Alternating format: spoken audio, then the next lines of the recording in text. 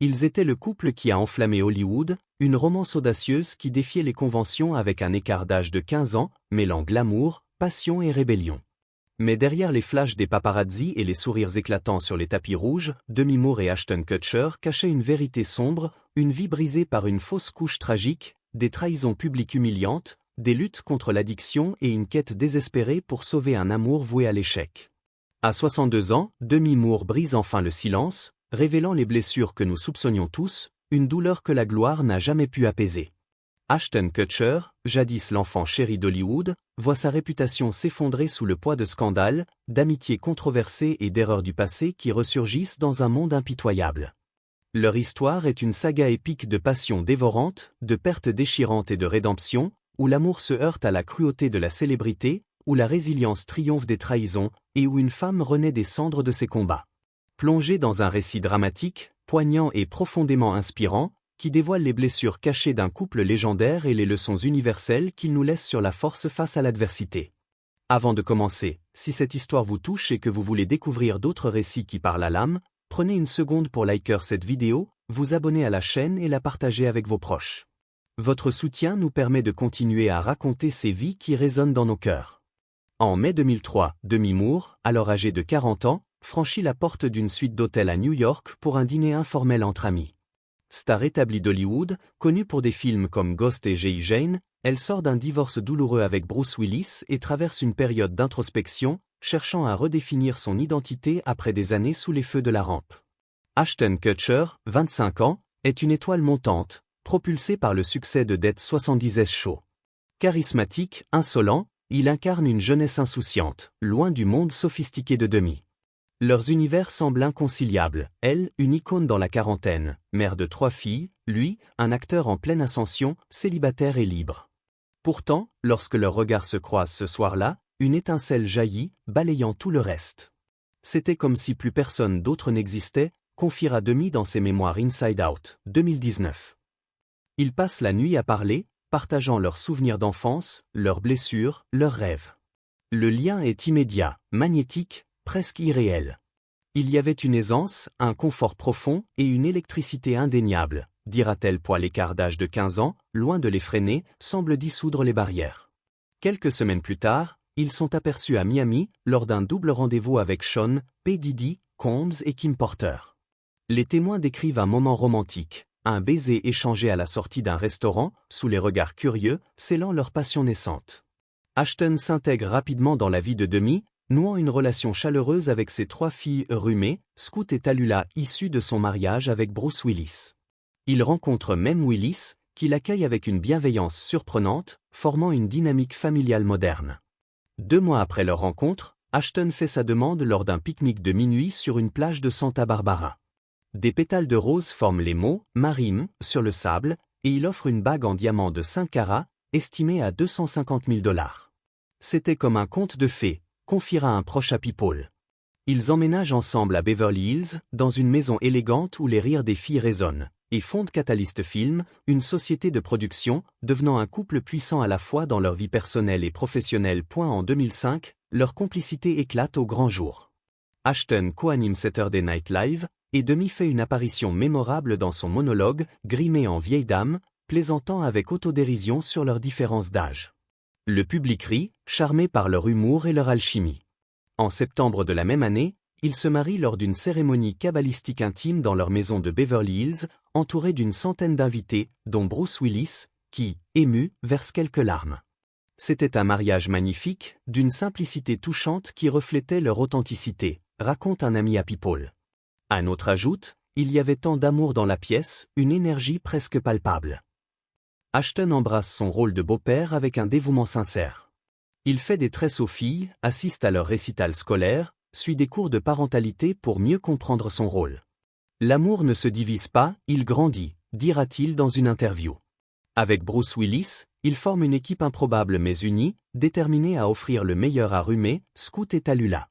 En public, sur les tapis rouges ou lors des avant-premières, ils incarnent une famille recomposée moderne, admirée pour sa cohésion et son audace face au jugement. Mais derrière les photos glamour des magazines et l'image d'un couple uni, des fissures apparaissent, invisibles au départ, mais profondes.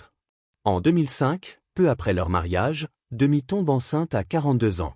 Cette grossesse, un miracle pour le couple, représente une seconde chance, un rêve partagé. Ashton, enthousiaste, se projette dans son rôle de père, imaginant une petite fille qu'il prénomme Chaplin Ray. Mais à 6 mois, lors d'une échographie de routine, les médecins annoncent une nouvelle dévastatrice. Le cœur de l'enfant ne bat plus. La fausse couche plonge Demi dans un abîme de douleur. Je ne peux même pas expliquer la profondeur de la perte, le vide, la confusion, confie-t-elle à Diane Sawyer en 2019. Ce deuil marque un tournant dans leur mariage, creusant un fossé qu'aucune tendresse ne peut combler. Le couple tente tout pour avoir un autre enfant, fécondation in vitro, traitements hormonaux, exploration de l'adoption. Mais rien ne fonctionne, et le chagrin les dévore. Après près de 20 ans de sobriété, Demi recommence à boire. Ce n'est pas un dérapage soudain, mais une lente dérive, influencée, selon elle, par l'attitude désinvolte d'Ashton face à l'alcool. Lors d'un dîner, il lance « Je ne crois pas que l'alcoolisme soit une vraie maladie, c'est juste une question de modération ». Ces mots ébranlent Demi, qui a lutté toute sa vie contre ses démons. Je voulais être cette fille, celle qui pouvait boire un verre de vin au dîner ou un shot de tequila en soirée, avoue-t-elle dans Inside Out. Dans son esprit, c'est ce qu'Ashton attendait d'elle, une femme libre, insouciante, à l'opposé de l'image de la mère quadragénaire. Sa consommation, d'abord contrôlée, devient incontrôlable. Elle perd du poids de manière alarmante, tombant à 45 kilos, son corps frêle reflétant son désespoir intérieur. Rongée par l'anxiété, la honte et le deuil, elle se tourne vers les antidouleurs, comme le Vicodin, pour engourdir sa douleur. Ashton tente d'être présent, mais il s'éloigne, submergé par ses propres ambitions et la pression de sa carrière montante. Il devenait de moins en moins présent, écrit Demi. Dans une tentative désespérée de raviver leur intimité, elle accepte une proposition d'Ashton qui changera tout, des plans à 3. Je voulais lui montrer que je pouvais être excitante, amusante, suffisante, confesse-t-elle. Ces expériences, censées pimenter leur relation, la laissent honteuse, mal à l'aise, déconnectée de son identité. J'avais l'impression de trahir qui j'étais, dira-t-elle.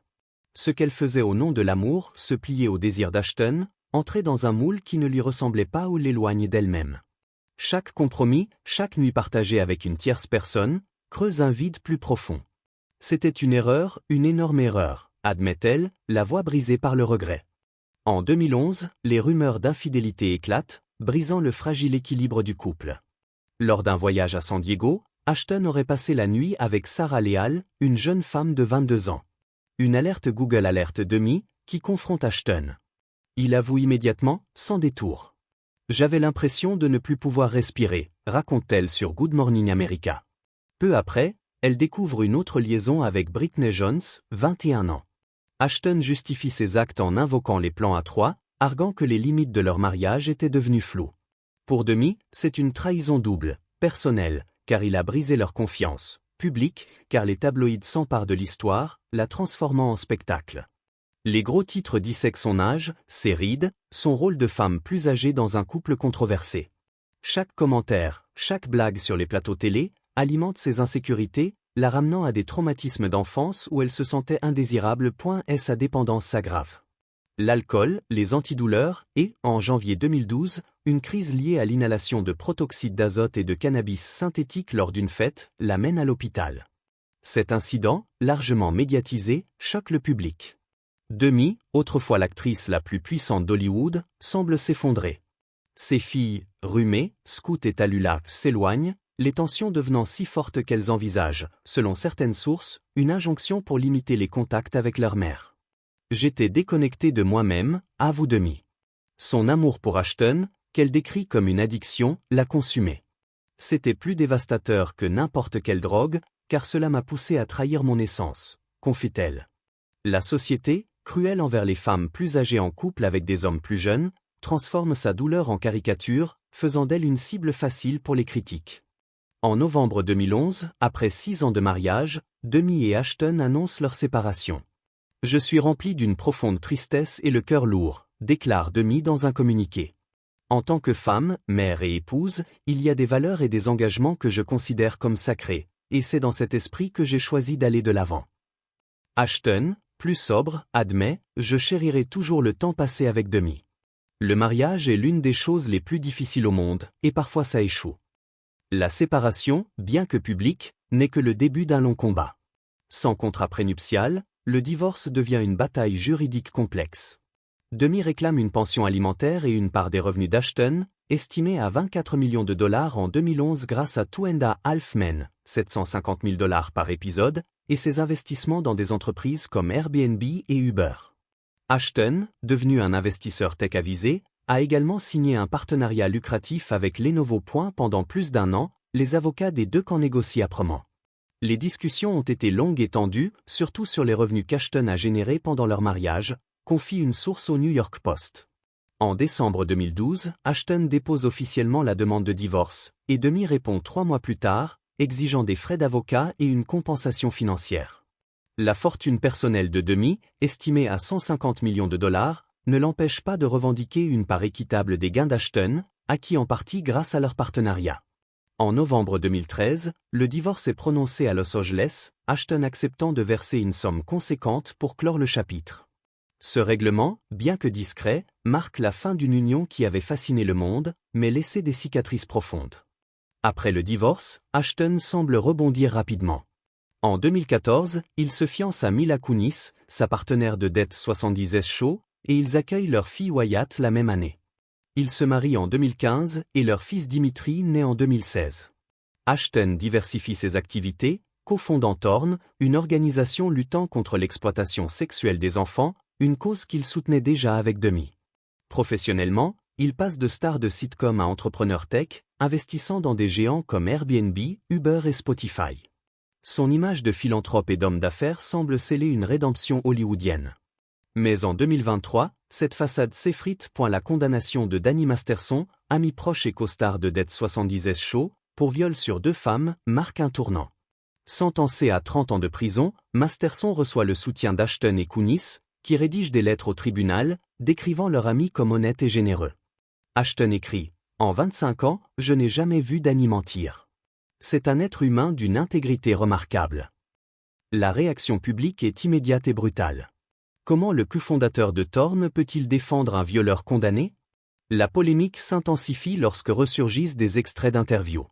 Dans l'une, Kunis révèle que Masterson avait parié avec Ashton pour l'embrasser à 14 ans sur le tournage. Dans une autre, Ashton plaisante sur un pari similaire, alimentant une image troublante. Une vidéo de Pink Day, 2003 à 2007, où Ashton, alors âgé de 25 ans, fait des commentaires à connotation sexuelle sur Hilary Duff, 15 ans, et les jumelles Olsen, 17 ans, choque le public.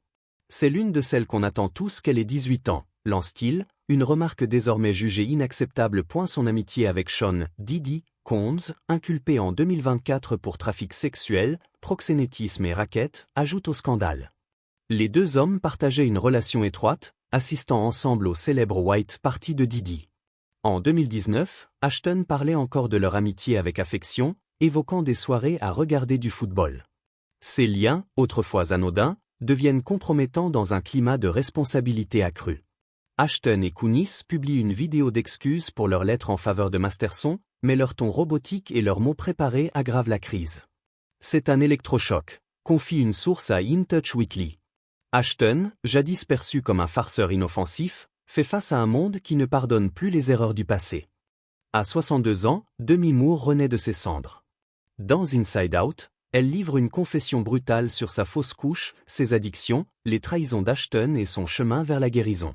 Elle affronte le double standard qui juge les femmes plus âgées, transformant sa douleur en une force inspirante. J'ai appris à m'aimer à nouveau, déclare-t-elle, sa voix empreinte de résilience. Elle reprend le contrôle de sa carrière, jouant dans des projets comme The Substance, 2024, et reconstruit ses relations avec ses filles. Ashton, à 47 ans, navigue dans un paysage médiatique plus exigeant, où ses choix passés ou infidélités, amitiés controversées, commentaires déplacés ou pèsent lourd. Leur histoire, marquée par un amour intense, des pertes déchirantes et une rédemption inégale, reste une leçon sur la fragilité de la gloire et la puissance de la résilience. Que pensez-vous des combats de Demi Moore? Les erreurs d'Ashton Kutcher méritent-elles le pardon? Leur histoire d'amour vous touche-t-elle? Partagez vos réflexions en commentaire. Si ce récit vous a ému, likez, abonnez-vous et partagez pour découvrir d'autres histoires captivantes. Activez la cloche pour ne rien manquer. Demi Moore et Ashton Kutcher, un couple brisé par la vie, mais une femme qui a retrouvé sa lumière dans l'adversité.